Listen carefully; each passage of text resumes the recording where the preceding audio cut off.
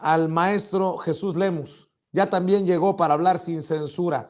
Jesús Lemus, periodista independiente, perseguido en tiempos de Calderón, autor de libros como El licenciado sobre García Luna y De jaque a Peña Nieto y su imperio de corrupción. Te saludo con mucho gusto, Jesús. ¿Cómo estás? Muy buenas tardes, muy buenas noches. ¿Qué tal, mi querido Vicente? Buenas tardes, ¿cómo te va? Gusto saludarte siempre, un placer estar aquí contigo y con tu audiencia. Siempre es un gusto saludarte, aunque los temas son complicadísimos, Jesús. Ayer, hasta el vocero del presidente, Jesús Ramírez Cuevas, escribió en Twitter: el gobierno de México condena el asesinato del periodista Roberto Toledo del portal Monitor Michoacán. Trabajaremos en conjunto con el gobierno estatal y municipal para esclarecer el caso. No permitiremos la impunidad. Defendamos la libertad de expresión y el derecho a la información. 4 periodistas ya asesinados en este año, en este primer mes del 2022. Lo que me parece desafortunado es un segundo tuit de Jesús Ramírez Cuevas, que escribe: de acuerdo con investigaciones judiciales, el ciudadano Roberto Toledo, asesinado el día de hoy, se desempeñaba como auxiliar de un despacho de abogados, no como periodista. Condenamos este crimen. Ningún ser humano debe ser privado de su vida. Nuestras condolencias a familiares y amigos. Y ahí es donde creo que se resbala Jesús Ramírez Cuevas, el vocero del presidente, porque no entiende que muchos periodistas de a pie, como tú nos los has descrito y presentado, Jesús, están en tan precarias condiciones que tienen que trabajar uno o dos chambas aparte para poder seguir reporteando, para seguir haciendo la talacha periodística, Jesús, en muchos lugares en nuestro México lindo y querido. ¿Cómo estás? ¿Cómo entiendes esta situación de el anuncio del asesinato de este colega periodista en Michoacán? Bueno, Vicente, en primer lugar, decir con relación a los tweets que lanzó el señor Ramírez, pues más que desafortunado este último que mencionas, en el que descalifica la personalidad periodística, el trabajo periodístico del periodista Toledo, compañero periodista Toledo, pues es malintencionado, sobre todo ese tuit, mi querido Vicente, por una sola razón. Mira, obviamente no hay nada peor que la muerte, sin duda alguna, y morir de esa forma tan trágica y morir de esa forma por tus ideales, por tu servicio a la sociedad, a final de cuentas, a través del periodismo, pues no hay nada peor que eso, pero todavía aquí Ramírez todavía victimiza dos veces más al compañero periodista porque lo despoja. No nada más le despojaron la vida a Roberto Toledo, también le despoja de manera oficial, formal, su condición de periodista. Eso es lo que no se vale, eso es lo que mucha gente no entiende, que mucha gente piensa que el hecho de señalar los asesinatos de periodistas es un golpeteo directo a la administración de la Cuarta Transformación, del presidente López Obrador. Pues la verdad es que la función del periodista, Vicente, tú lo sabes, tú lo haces todos los días, es informar, punto. Esa es nuestra verdadera razón. El hecho de que el vocero del presidente de la República salga a decir que no es periodista, oye, qué mala leche del señor Ramírez por el solo hecho de que para que no se le vayan acumulando los muertos en este sexenio, los muertos de periodistas.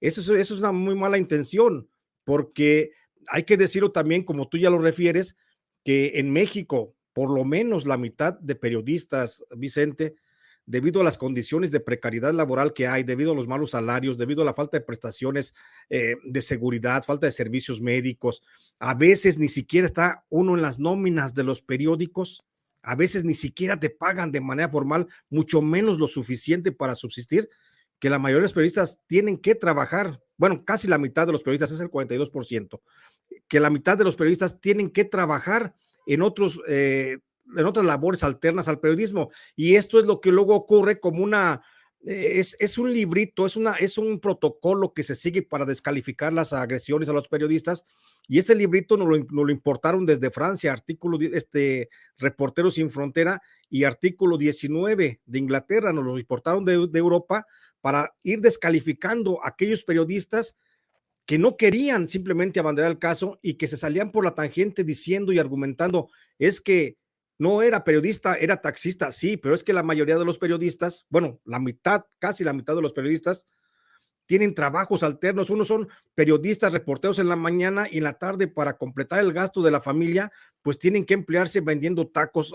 Conozco muchos compañeros que tienen taquerías, otros que hacen de meseros en las noches, otros que manejan taxis, otros que tienen tiendas de abarrotes, otros que tienen diversas actividades, Vicente, y eso no los descalifica, por supuesto, de ninguna forma, de que son periodistas. El hecho de que Jesús Ramírez Cuevas salga a decir que Roberto Toledo no era periodista está muy equivocado. Creo que debería de sentarse en la realidad que pisamos los periodistas en México para poder entender ese gran problema que tenemos en México, que ya no nada más se constriñe a lo que es la violencia, sino también se constriñe al ámbito laboral, porque muchos patrones hambreadores han hecho abuso extraordinario de las condiciones de trabajo de los periodistas. Y hoy este señor que estamos viendo en pantalla, pues viene a contribuir a esa agresión. Esto es una agresión más para el gremio. Deja tú para el gremio, para el compañero periodista que ya no se puede defender, pero que todavía hay voces que vamos a tener que seguir alzando, cueste lo que cueste, Vicente, para decir que no se están haciendo las cosas en forma de vida, porque además déjame agregar, Roberto Toledo tuvo amenazas, pidió protección del mecanismo, nunca le devolvieron la llamada. De ese tamaño es la gravedad de las agresiones a los periodistas en México. Y fíjate que ya veía que hasta Epigmenio Ibarra, con quien tuve un diálogo sobre este tema del mecanismo de protección, está pidiendo una revisión.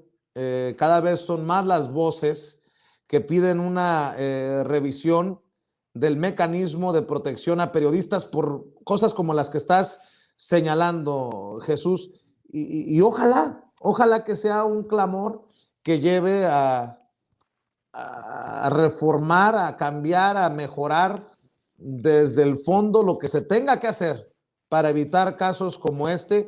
Dices que había pedido protección y que nunca le regresaron la comunicación. Me parece más doloroso aún.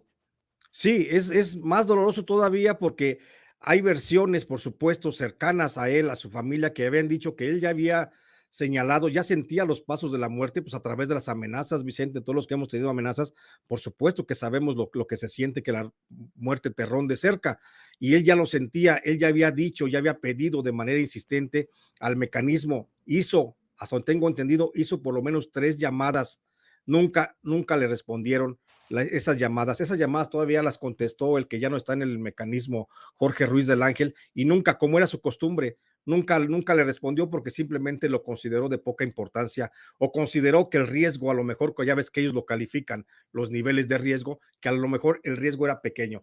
Pero hoy vemos que a final de cuentas pagó con su vida. Y esto no nada más debe de quedar así, Vicente. Creo que hay una cosa bien importante que debe de prevalecer ahora justo en este cambio de mentalidad que existe en México, que no nos debemos de limitar únicamente ya a señalar lo que está mal hecho y lo que estuvo mal hecho. Hay que fincar también responsabilidades penales porque alguien cometió la omisión de darle protección al periodista y hoy a causa de esa omisión este periodista está muerto.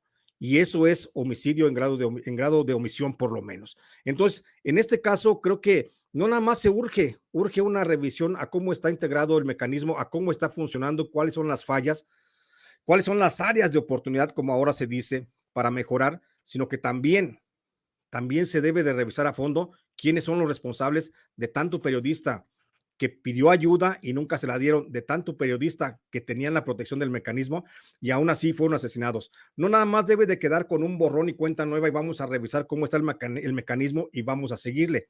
Aquí debe haber una responsabilidad para alguien. Alguien tiene que responder por esto, no nada más los autores materiales y los autores intelectuales de los homicidios de periodistas, también los que omitieron desde el mecanismo hacer su función para la que estaban recibiendo un pago, para la que estaban recibiendo todo el respaldo económico y logístico del gobierno y no lo llevaron a cabo. Creo que aquí es momento de que se presente a dar cuentas, insisto yo, el coordinador del mecanismo, Enrique Irazoque. No sé qué tanta condescendencia tiene la administración federal con él, pero si yo Vicente, si yo estuviera en un trabajo, si yo estuviera trabajando para alguna empresa, para algún medio, y cometo el primero de los errores, a mí me despiden a la primera, mi querido Vicente. No sé por qué tanto error, tanto error, tanto error se le protege. No sé qué miedo le tenga este señor Encinas a Irazoque, o no sé si sean de la misma comparsa, de la misma banda, que se cubran las espaldas uno al otro,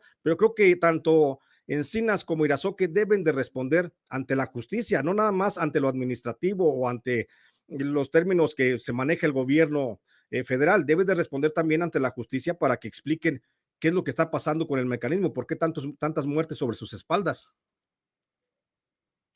Miren, yo no soy quien para defender al maestro Jesús Lemus, porque creo que Jesús ya está lo suficientemente grandecito para responder por sí mismo, pero me lastima leer comentarios como el de Gerardo Escobar, que dice: Vicente, este señor no está con Obrador.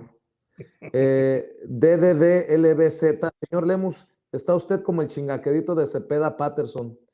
Eh, mm, a ver, y voy a mencionarlo no para que se me vaya a calentar el querido Jesús Lemus, sino lo menciono por esto.